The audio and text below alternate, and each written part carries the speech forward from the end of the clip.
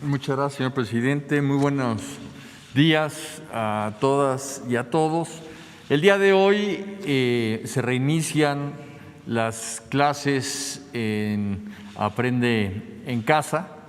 Se reinician como parte del ciclo escolar 2020-2021 y pues se reinician en una forma mixta. En algunas escuelas ya empieza a abrirse la posibilidad presencial y en otras seguirá a distancia. Como ustedes saben, el Consejo de Salubridad General señaló un semáforo en donde cuando esté en verde se puede regresar a clases, y en este momento hay 2 estados en verde, Campeche y Chiapas. Y cuando está en amarillo se pueden abrir centros de aprendizaje comunitario y también continuar el aprendizaje en casa. Una cosa importante es que como no en todos los estados se va a ir abriendo regularmente las clases, sino van a ir al ritmo en que sea seguro hacerlo en semáforo verde, la educación a distancia va a continuar permanentemente como una opción en la República, como lo instruyó el señor presidente de la República. Siguiente. El número de estudiantes que hoy regresan a sus labores de aprendizaje son casi 30,5 millones de niñas, niños, adolescentes y jóvenes de preescolar, primaria, secundaria y bachillerato. Es una cantidad muy importante. Siguiente. Para las entidades que pueden regresar a clase se ha especificado un protocolo. Hay una guía que conocen los estados, que conocen el magisterio, muy clara, que de manera resumida podríamos comentarla muy rápidamente. Siguiente. El establecimiento de los comités participativos de salud escolar es lo primero, en donde va a haber una relación entre las escuelas y los centros de salud más cercanos. Se van a dedicar a hacer la limpieza de la escuela y a establecer 3 filtros de corresponsabilidad: uno en casa, uno en la escuela, uno en el salón de clases, así como hacer todas las señalizaciones. Van a garantizar el acceso de agua y jabón para toda la comunidad escolar. Y el señor presidente de la República, además de desde un principio haber garantizado a maestras y maestros pues todos sus cuestiones laborales y salariales, las maestras y los maestros siguen manteniendo su salario y sus prestaciones porque siguen dando clases a distancia, pero es algo muy importante, incluso muchas veces más complicado en términos de la relación personal que tienen que realizar con los alumnos. Y además de esto, el señor presidente ha pues ofrecido que para regresar en semáforo verde se va a vacunar a maestras y maestros en estos estados de manera prioritaria. Y una cosa muy importante es que también ha señalado que el COVID-19 se considera como una enfermedad de riesgo de trabajo, que esto también era muy importante y se lo solicitaron maestras y maestros al presidente, lo cual ya es un hecho. Siguiente. Se va a solicitar un uso general de cubrebocas artesanal o pañuelo, la sana distancia sin duda, en las entradas y salidas escalonadas, el regreso también escalonado. Esto es algo muy importante porque lunes y martes se van a distribuir las poblaciones escolares, de manera que el lunes la mitad de la escuela asista y el martes la otra mitad. Lugares fijos asignados en cada salón, asistencia por apellido de manera alternada. Habrá una educación mixta, esto quiero decir que alumnas y alumnos van a estar aprendiendo al mismo tiempo presencial y a distancia, y se va a maximizar el uso de espacios abiertos. Siguiente. Se va a suspender cualquier tipo de ceremonias, va a haber un sistema de detección temprana para detectar cualquier caso, y una cosa muy importante, el apoyo socioemocional para docentes y estudiantes.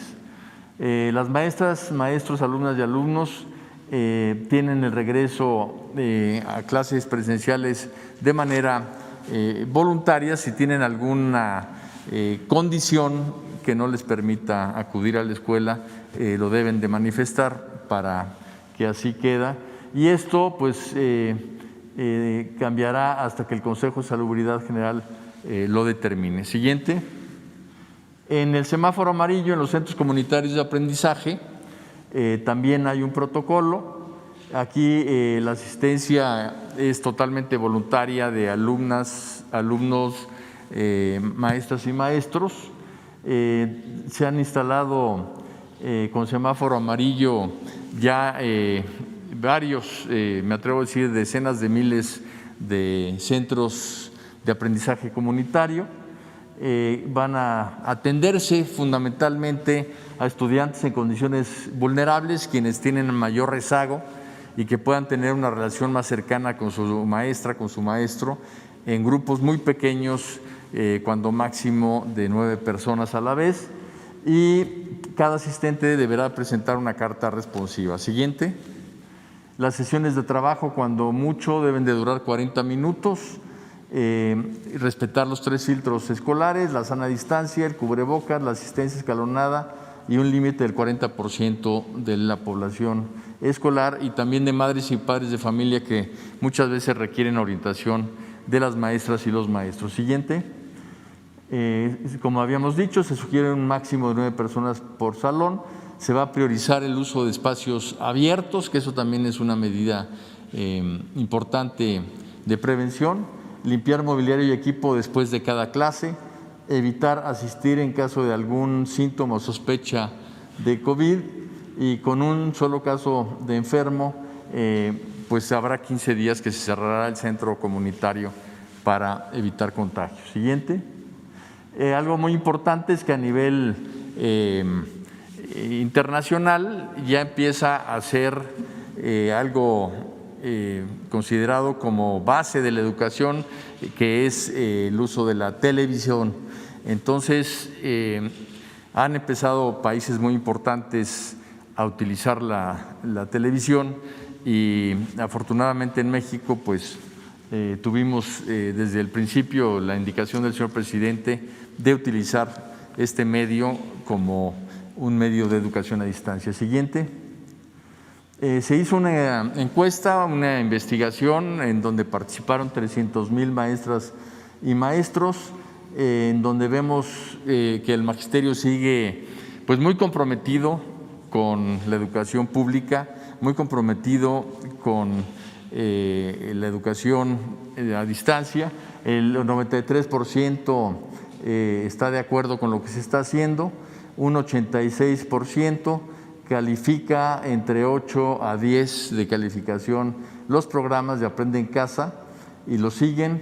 Un 80% ve que continuamente hay una mejora en la misma, y una cosa importante es que el 70% de maestras y maestros dicen que más que un problema académico, lo que hay que atender mucho a niñas y niños es en el tema también socioemocional. Y una cosa importante es que ya hemos estado entregando el padrón para vacunación a Presidencia de la República. Siguiente. Lanzamos el día de hoy Aprende en Casa 3, que con toda esta investigación que hicimos al magisterio, a madres y padres de familia, a alumnas y alumnos, porque esta encuesta fue aplicada para todos, hemos logrado conocer pues las principales características que debemos de apoyar en Aprende en Casa 3. Vamos a tener 2 semanas de reforzamiento de los aprendizajes esperados, estas 2 próximas semanas.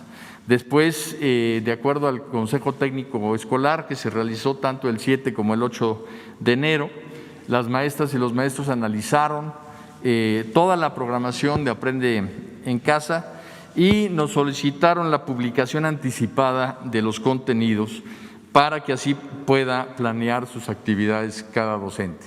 Entonces, anticipadamente tendremos los contenidos en nuestra página de Aprende en Casa. Y una cuestión adicional que nos solicitaron madres y padres de familia y que está incorporado en Aprende en Casa 3 es que se va a dar orientación dentro de los propios programas de televisión a las familias para dar seguimiento a la programación y a los aprendizajes esperados. Esto es algo que va a ayudar mucho en el aprendizaje. Siguiente. Tenemos retos. Uno muy importante es remediar cualquier tipo de abandono escolar que se haya dado. Es sorprendente ver cómo maestras y maestros saben perfectamente bien de su salón de clases qué alumna o alumno por alguna razón ya no está siguiendo Aprende en Casa, y es algo que nos permitirá sin duda trabajar sobre ello.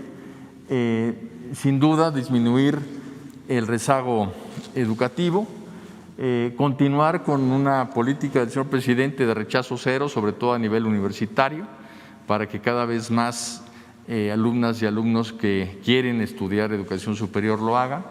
El tema de la atención socioemocional, y este es generalizado, no es solamente a niñas y niños, a adolescentes y jóvenes, sino también a madres y padres de familia, también a maestras y maestros, porque el distanciamiento pues ha tenido diversos efectos a nivel general en todo el mundo y obviamente en México. La vacunación en semáforo verde y mejorar la infraestructura y el equipamiento de las escuelas con el programa de La Escuela es Nuestra, que lanzó el señor presidente y que a la fecha ya ha mejorado a 50,000 escuelas en las zonas de mayor marginación en el país. Siguiente. ¿Qué aprendimos durante el año pasado? Pues muchas cosas, pero sin duda nació en México ya la educación mixta. Esto quiere decir que la educación pública ya está equipada para poder trabajar tanto de manera presencial como a distancia. Si recuerdan ustedes, el señor presidente anunció que va a haber internet para todas las escuelas, y esto es algo muy importante porque antes solo se trabajaba en el tema de la compra de equipos, y ahora la Secretaría, pues por necesidad, por lo que sucedió el año pasado, ha desarrollado toda una nueva fortaleza para tener contenidos educativos que nos permiten esta educación mixta. Hay un salto histórico, sin duda, en el uso de herramientas, tanto de televisión educativa como de contenidos digitales, de los cuales se carecían, y de herramientas digitales. Tan solo en capacitación se logró dar a más de 1 millón de maestras y maestros acceso a Internet y a más de 20 millones de alumnas y alumnos de manera gratuita. Hay una cuestión también muy importante que está incorporado en el artículo 3º constitucional que remitió para su aprobación el señor presidente en mayo del año pasado, y era que la educación se centrara en las niñas, los niños, los adolescentes y los jóvenes.